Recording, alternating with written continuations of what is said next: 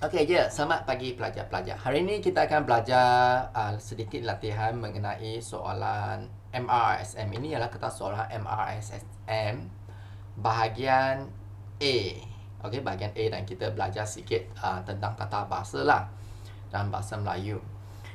Dalam setiap ayat di bawah terdapat satu kesalahan tata bahasa. Gariskan kesalahan tersebut dan tuliskan jawapan pada ruang yang disediakan. Anda tidak perlu menyalin ayat itu semula.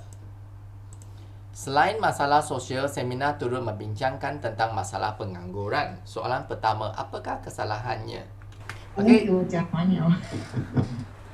Okey, jadi kesalahannya adalah tentang. Okey, jadi tidak perlu perkataan tentang dalam ayat ini. Gugurkan perkataan tentang. Sepatutnya lah membincangkan masalah. Okey, jadi jawapan terdapat satu kesalahan. Gariskan kesalahan tersebut dan tuliskan jawapan. Macam mana nak gariskan lah, sebab dia suruh saya gugurkan. Mungkin saya gariskan ni lah, kemudian saya tulis membincangkan masalah. Okey, mengapa saya tidak boleh menggunakan perkataan tentang? Mengapa tidak boleh? Ini yang susah ni. Mengapa tak boleh guna tentang? Sebenarnya sangat panjang lah nak ajar ni. Tapi saya akan cuba ajar dengan cara bentuk yang paling mudah diingati. Ini kerana membincangkan. Sebelum saya mula, saya perlu ajar dulu kata kerja transitif dan kata kerja tak transitif. Saya tak ada ruang kosong, jadi saya padamkan ini. Kerana membincangkan adalah kata kerja apa? Kata kerja transitif. Okey, membincangkan adalah kata kerja transitif, dan apabila gunakan kata kerja transitif, mesti diikuti dengan satu objek. Selepas kata kerja transitif mesti diikuti dengan objek. Objek bukan kalkulator objek Objek mungkin masalah, mungkin coklat, mungkin awan. Objek you know what I mean or not? Objek air apalah. Walaupun air bukan macam objek kan, tapi air ialah dari segi tata bahasa ialah objek. Sebab tentang ialah kata sendi nama, kata sendi. Jadi kata kerja transitif mesti diikuti dengan objek dan bukannya kata sendi. Tentang, di, pada, kepada, ini ialah kata sendi. Jadi untuk buat soalan ini, kita kena belajar 4 benda. Apa itu kata kerja transitif? Apa itu kata kerja tak transitif? Apa itu kata sendi? Dan apa itu objek? Jadi sangat susah lah nak ajar soalan ni. Tapi kita cuba. Okey, kata kerja transitif mesti diikuti dengan objek. Jadi saya tulis dekat sini dulu, kata kerja transitif. Dan lagi satu adalah kata kerja tak transitif, iaitu tidak perlu diikuti dengan objek. Nak objek pun boleh, tak nak objek pun boleh. Okey, macam mana saya nak tahu? Maksudnya selepas kata kerja transitif tidak boleh ada tentang, tidak boleh ada kata sendi. Okey, jadi sekarang kita kena tahu apa itu kata kerja tak transitif dan kata kerja transitif. Kata kerja tak transitif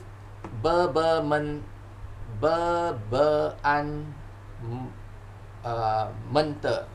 Okey, mente. Ini cara saya ingat lah, paling lebih senang.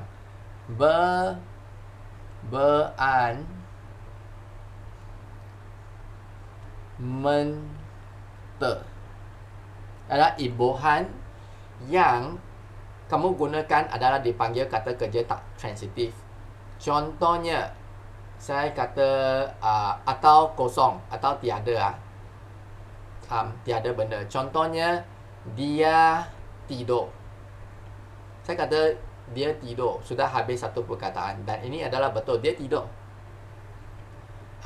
Atau dia menangis. Okey, contohnya bagi saya fikir Contohnya dia berlari. Dia beran contohnya apa ah? Dia beran contohnya bersalaman. Dia bersalaman. Kemudian ada dia menangis. Contohlah saya sedang bagi ayat. Dia menangis dan dia tersenyum. Dia tersenyum. Okey, jadi semua kata imbuhan ni cara saya ingatlah, kata kerja tak transitif adalah berbean mente. Berbean mente. Sebab sini ada banyak lagi imbuhan. Banyak, sangat banyak. Kamu tahulah bahasa Melayu ada banyak imbuhan. Contohnya temen, meni, mengkan, mempe, mempekan. Ada banyak lagi. Tapi saya rasa kita tak perlu hafal semua ini. Kita cuma perlu ingat yang ini. Sebab sini ada 4 saja. Jadi cuba ingat ada 5. 1, 2, 3, 4, 5 ah. Berbean mente iaitu tidak memerlukan pelengkap. Maksudnya selepas kata kerja transitif ayat itu boleh berdiri dengan sendirinya. Kalau kata kerja transitif, contohnya bagi saya satu imbuhan. Contohnya saya guna apa lagi ya? Mempunyai. Contohnya mempunyai atau memperdayakan, contohnya memperdayakan. Ada banyak imbuhan lah. Contohnya saya guna menaiki. Contoh ini ada banyak imbuhan lah. Menaiki, contohnya memasukkan,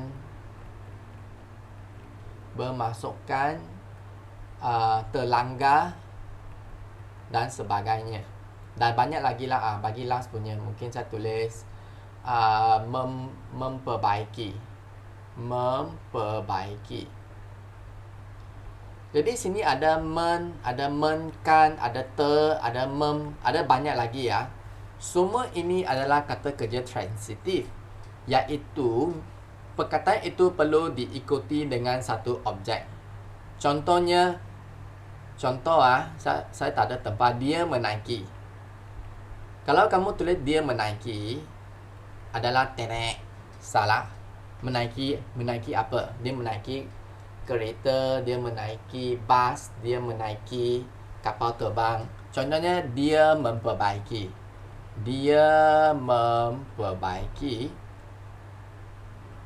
Tenek. Salah. Kerana memperbaiki apa?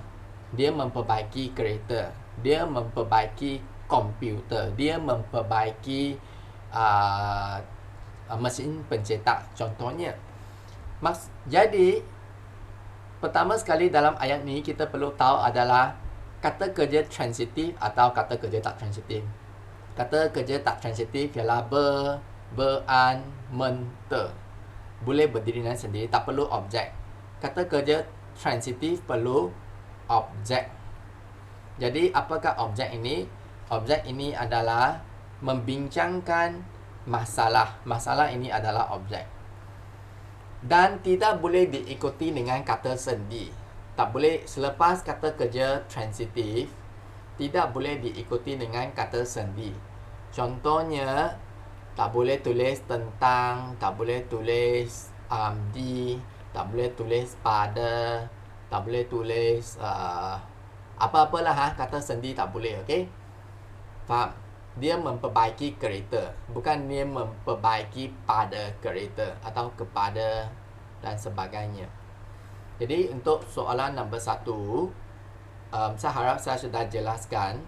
Membincangkan adalah kata kerja transitif, iaitu bukan berbean mente. Macam mana saya nak tahu? Lihat ini yang kuning-kuning ini. Jadi adalah kata kerja transitif, membincangkan masalah pengangguran. Ya. Saya tahu kamu akan lupa. Selepas saya ajar hari ini, semua benda ilmu kena bagi balik cikgu kan. Hari ini dengar, esok saya lupa. Jadi sekarang apabila kamu sedang lihat apa yang saya ajar, tolong hafalkan atau kata dasar. Maksudnya tak ada imbuhan. Dia tidur. 5 imbuhan je. Kata dasar, berbean mente. Kata dasar, berbean mente. Kata dasar berbean mente. Terus hafal sekarang, okey? Jadi bila kamu buat dalam peperiksaan, kamu tahu buatlah ha. Selepas kata kerja transitif mesti perlukan objek. Ya, objek ialah apa? Saya belum ajar objek. Objek ialah maksudnya macam pelengkapnya lah ha. Objek mungkin masalah atau mungkin menari atau bertemu apa-apalah ha. Satu ialah subjek, satu ialah objek kan. Subjek dan objek, okey. Okey, jadi kita teruskan. Saya harap kamu faham. Contoh saya bagi soalan, contohnya dia bercakap tentang Pokemon.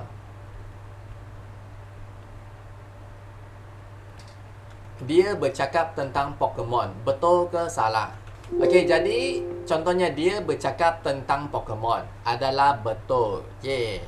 Kerana bercakap adalah kata kerja transitif bercakap. Bila kamu kata dengan guna perkataan kata kerja transitif, kamu boleh menggunakan perkataan tentang. Dia bercakap tentang Pokemon. Yang ini saja yellow color ni you can use tentang, okey. Okey, lagi satu contohnya saya bagi lagi satu contoh. Okey, contohnya kami sedang membaca tentang sejarah. Betul ke salah? Okey, jadi salah satu pelajar cakap betul. Mungkin saya boleh tanya. Okey, jadi untuk soalan ni dia membaca tentang sejarah. Jadi ini adalah sepatutnya betul juga. Betul? Kerana membaca adalah kata kerja tak transitif. Sebab dia sini tulis men tapi apabila dia perkataan tu mula dengan B akan menjadi mem. Jadi dia membaca tentang sejarah adalah betul. Okey, jom kita buat contoh perkataan yang salah. Contohnya menaiki. Okey. Okey, contohnya saya tulis ni. Dia mempelajari tentang sejarah. Okey, ini adalah salah. Dia mempelajari sejarah, tapi dia mempelajari tentang sejarah. Okey, kerana mempelajari adalah kata kerja transitif. Okey, kata kerja transitif perlu diikuti dengan objek dan bukannya kata sendi. Okey, jadi saya harapnya bantu. Jadi apa yang kamu perlu ingat adalah kata dasar berbean mente. Okey, ingat ni saja. Okey, kita mula dengan soalan seterusnya iaitu soalan nombor 2. Antara punca-punca pencemaran udara ialah pelepasan asap, kilang dan pembakaran terbuka. Okey, jadi perkataan yang salah ialah antara punca-punca. Sepatutnya saya tukar kepada apa? Ya, betul. Pelajar saya tadi ada satu orang pelajar dia kata betul. Gunakan antara punca atau punca-punca. Pilih satu.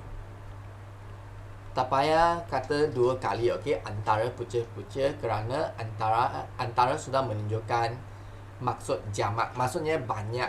Antara sudah show plural already, okey? Punca-punca is plural, right? Okey, soalan seterusnya nombor 3. Beliau merupakan orang pertama yang memiliki ijazah sarjana di bidang sains angkasa. Okey, perkataan yang salah ialah di. Sepatutnya apa? Tukar kepada apa? Di patut tukar kepada apa? Beliau merupakan orang pertama yang memiliki ijazah sarjana apa? Dalam bidang sains. Kita kan sudah belajar banyak kali. Kita selalunya soalan hanya keluar 3 bentuk saja, iaitu di, kemudian di dalam, atau diikuti dengan satu kata kerja. Okey, kita belajar di dulu . Bila kita katakan di, mesti diikuti dengan tempat. Contohnya di Kuala Lumpur. di Sungai Perak, di Seremban, di shopping mall. Jangan guna shopping mall lah, okay? Di pusat membeli belah. Okay? Jadi D mesti menunjukkan kepada tempat. Bidang saiz bukan tempat lah. Mana itu saiz? Bukan makmal saiz lah. Makmal saiz adalah satu tempat. Bidang saiz bukan tempat. Bidang saiz adalah satu kategori subjek lah ha. Satu kategori, salah satu subjek. Dia sains bukan tempat. Sains ialah benda yang kita nak belajar. Jadi kita tidak boleh gunakan D kerana D mesti merujuk pada tempat. Lagi satu adalah bila selalunya soalan tanya tentang di dalam. Ini soalan yang seorang pun suka buat. Selalunya soalan akan tanya, saya pandai di dalam sains. Saya pandai di dalam ilmu sains. Betul ke salah? Okey. Ya, salah. Mengapa salah? Semua di dalam,哪里是的？ Ya, betul. Kerana ilmu sains bukan tempat. D mesti menunjukkan tempat. Saya pandai dalam sains. Tak payah saya pandai di dalam sains. Kerana D menunjukkan tempat dan sains tu bukan tempat. Jadi D mesti ingatlah, D mesti digunakan tempat. Di utara, di selatan, di timur, di barat adalah satu tempat. Kemudian di dalam, sebab di dalam mesti menunjukkan tempat, jadi sains tak boleh. Tapi saya boleh katakan di dalam kotak. Boleh. Sebab kotak ialah tempat. Di dalam kedai, di dalam rumah. Ini saya boleh sebab di dalam menunjukkan satu tempat. Kalau benda itu bukan tempat, kita terus guna kepada dalam. Saya pandai dalam matematik. Saya pandai dalam sains. Sebab matematik dan sains bukan tempat. Saya suka dalam apa? Saya tak dapat fikir contoh ni. Tapi ingat sajalah D mesti menunjukkan tempat.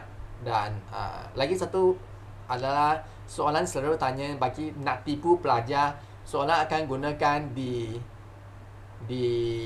tunggu kamu di waktu pagi. Ini pun salah. Waktu pagi. Saya tunggu kamu di waktu pagi ya. Saya kamu tunggu saya ya. Saya nanti di waktu pagi saya jumpa kamu. Ini adalah salah. Lagi satu soalan saya buat adalah D menunjukkan masa, sepatutnya pada. Saya tunggu kamu pada waktu pagi, bukan di waktu pagi. Okey? Jadi D selalunya merujuk pada tempat. Okey, soalan yang terakhir, soalan nombor 4, Patik berharap agar ini Panglima semua sedia untuk berperang. Pesan bendahara kepada para panglimanya. Apakah kesalahannya? Okey, kesalahannya adalah apa? Boleh dapat patik. Apa ini patik? Patik bila kamu cakap kepada orang yang lebih berkuasa. Contohnya bila saya jumpa dengan, contohnya ini ialah saya lah Ini ialah saya jumpa dengan ini ialah siapa? Ini bukan raja. Bagi saya tulis raja pun boleh lah. Contohnya ini ialah panglima. Panglima macam menteri lah menteri. Jadi saya bukan kata saya. Bila kamu cakap dengan panglima atau menteri, saya cakap patik menghadap tuanku. Contohnya patik menghadap tuanku, bukan saya menghadap tuanku. Tapi bila panglima cakap kepada dia tak payah guna patik sebab dia lebih besar. Pesan bendahara kepada pesan bendahara kepada panglima. Saya sekarang tahu mengapa kamu tak dapat jawab. Sebab kamu kena tahu siapa itu bendahara dan panglima. Bendahara ialah kedua terbesar dalam jawatan istana. Okey, paling besar ialah sultan Sultan 是最大的. Selalunya kedua adalah bendahara, assistant. Sultan assistant Bendahara adalah penolong agung macam tu lah. Sekarang sudah tak ada lah. Sekarang sultan sudah jadi agung. Kemudian bendahara is like prime minister. Yes, prime minister. Ada bendahari, kemudian ada laksamana, Kemudian ada lagi banyak. Contohnya bendahara ialah Prime Minister, bendahara is Finance Minister, Laksamana lebih kepada what is it? First Security Ministry what is it? Menteri Keselamatan is like the war one to lead the to control the Menteri Keselamatan, the askar menteri apa saya semua lupa, ada banyak lagi lah. Tapi selalunya sultan paling besar bendahara keluar kepada panglimanya. Panglima macam sergeant lah, captain. So when the prime minister speak to the captain, the soldier captain, so bendahara adalah lebih besar. Jadi dia sepatutnya kata pesan bendahara kepada panglima, dia boleh guna perkataan humble, okay? Hamba berharap agar panglima semua sedia untuk berperang.